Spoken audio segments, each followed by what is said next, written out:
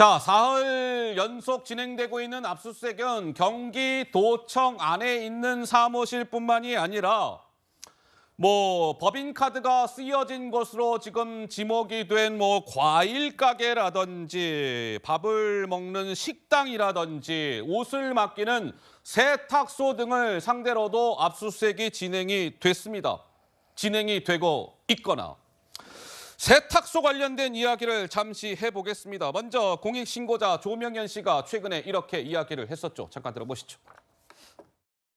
빨래도 했다는 얘기도 있던데 맞습니까? 빨래도 했었습니다. 세탁기가 있었고요. 거기 정리가 제 관할이라서 예를 들어서 속옷이나 아니면 속에 있는 티 같은 경우를 개수를 저희가 항상 맞춰놔야 됐었고요. 네? 속옷도 샀어야 됩니까 혹시? 속옷 같은 경우는 저희가 직접 사지는 않고요. 예. 부족하게 되면 제가 이제 배수 씨한테 얘기를 하게 되고 배수 씨가 다른 데서 구해서 저한테 줬습니다.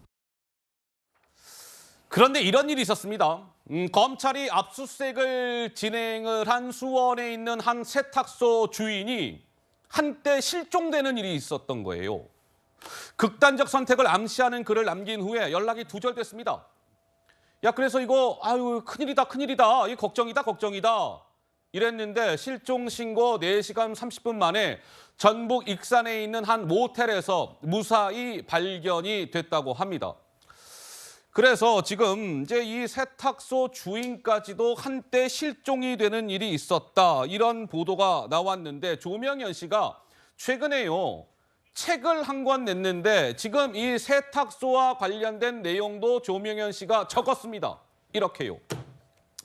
공관에서 20분 거리에 있는 세탁소에 가서 세탁물을 맡기거나 찾아왔습니다. 저 조명현.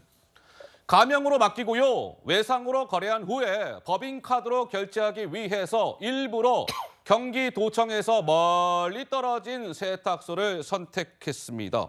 이렇게 책에 적었다.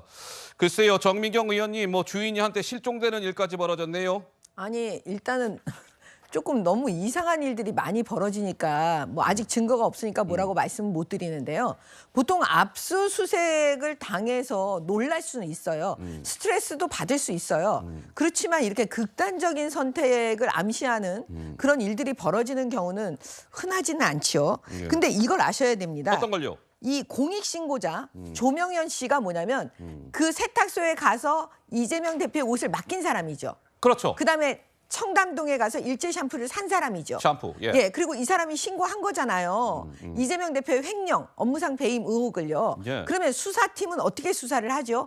일단 가서 확인을 해야 되겠죠. 진짜 그 세탁소에 이재명 대표의 옷을 맡겼던 그 흔적이 있는지, 그다음에 전표가 있는지, 네. 그다음에 그 사람하고 얘기를 해야 되겠죠. 근데 말을 안 해주겠죠. 그러면 압수수색이 들어가겠죠. 그러면 법원에서 영장을 발부해 줄 수밖에 없잖아요. 발부해 줬어요. 법원에서 발부해 줬으니까 압수수색 나간 거잖아요. 그럼 일단 그걸 확인해 갖고 모든 게 다 있으면 그다음에 공무원한테 또 확인하겠죠. 네. 이거 어떻게 돈이 도청에서 나갔는지. 그러면 그것도 공무원이 얘기하겠죠. 예. 근데 이거 내가 알아서 내가 혼자 그냥 이렇게 한 겁니다. 이렇게 진술은 안 하겠죠.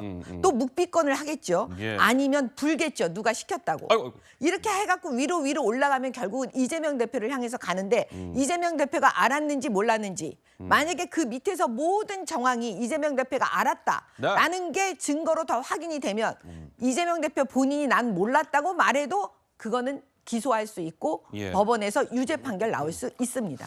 자, 이 세탁소 주인이 한때 실종이 됐다. 이 실종 사건이 이번에 압수수색과 직접적인 연관성이 있다. 이렇게 드러난 거는 아직까지는 전혀 없어요. 전혀 없으니까 그 점을 감안해서 봐주셨기를 바라고요.